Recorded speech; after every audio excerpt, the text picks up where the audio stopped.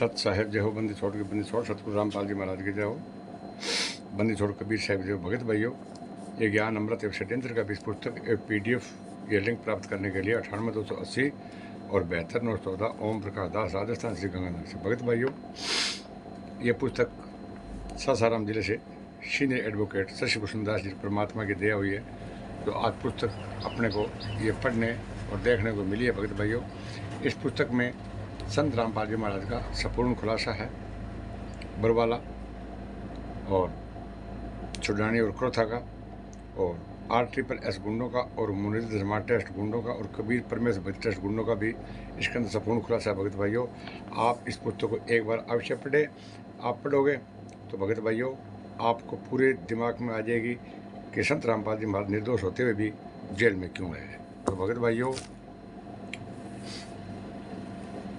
रोहतक में प्रकट दिवस के बहाने राष्ट्रीय समाज सेवा समिति राजनीति का प्रदर्शन करना। रोहतक में प्रकट दिवस के बहाने राष्ट्रीय समाज सेवा समिति का राजनीतिक प्रदर्शन करना। भगत भाइयों, पुरानी कहावत है कि घर की भई और लिखने वाला काका। सतलोक आश्रम मैनेजमेंट का भी यही सिद्धांत है कि तानाशाही मनमाना फरमान देने वाला महेंद्र उर्फ मोहनलाल और संगत में प्रसारित करने वाले कोऑर्डिनेटर, जितने भी कोऑर्डिनेटर भगत भाइयों सब तनख्वाह पर है। कोऑर्डिनेटर सतगुरु देव जी के आदेशों के विपरीत रोहतक में कबीर साहिब प्रकट दिवस को राजनीतिक मंच बना दिया गया। भगत भाइयों, क्योंकि ये निमंत्रण दे दे के और जितने भी नेता मंत्री है सबको ये आमंत्रित करते हैं भगत भाइयों, जाके उनके घर पर जा जाके,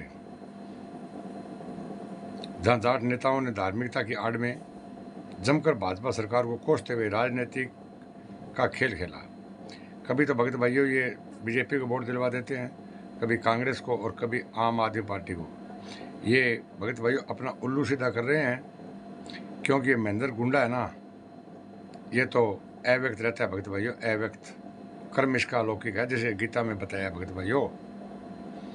और परमेश्वर के आध्यात्मिक नियम अनुसार जहाँ धार्मिकता की आड़ में राजनीतिक पारी खेली जाती है, वहाँ परमेश्वर के बजाय काल भगवान प्रकट होते हैं। भगत भाइयों, आप सोचते हो हमारे पुण्य बनते हैं, वहाँ पर काल का वर्षा है भगत भाइयों, ब्रह्म का।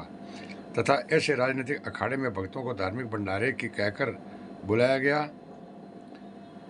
जाता है, अर्थात भगत समाज को सतगुरुदेव जी के आदेशों के बहाने गुमराह करे उन्हें पाप का भागी बनाया गया। भगत भाइयों, अब भगत भाइयों आप स्वयं निर्णय करें कि मैनेजमेंट मनमानी करते हुए इस सत भक्ति मार्ग को किस कदर देश दुनिया के सामने आहिस्ता आहिस्ता बदनामी के छिंटे लगा रहा है। संत रामपाल जी महाराज को भगत भाइयों इन लोगों ने बदनाम करने में,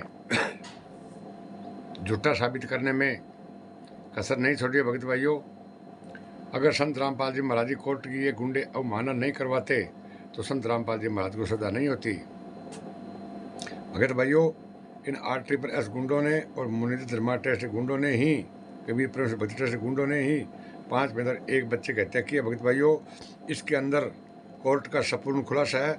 इस पुस्तक को आप एक बार अवश्य पढ़े, क्यों कि ये गुंडे तो संत रामपाल जी महाराज का कहना नहीं मानते। भगत भाइयों, संत रामपाल जी महाराज ने कहा था कि ये राष्ट्रीय समाज सेवा समिति मेरी नहीं है, ये काले कपड़े और गुंडे मेरे नहीं है, मैं छुपा रहा इसलिए बच गया, ये मेरे को मार देते। तो भगत भाइयों, संत रामपाल जी महाराज को किसका डर था तो छुपा रहा?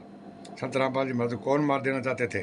तो भगत भाइयों, अब मैं आगे वाले वीडियो में आपको और बताऊंगा, और इस वीडियो को भगत भाइयों लाइक, कमेंट और सब्सक्राइब करना भगत भाइयों न भूले, ताकि आपको आने वाली वीडियो और मिलती रहेगी। भगत भाइयों, सत साहेब जय हो, बंदी छोड़ के बंदी छोड़, सतगुरु रामपाल जी महाराज की जय हो।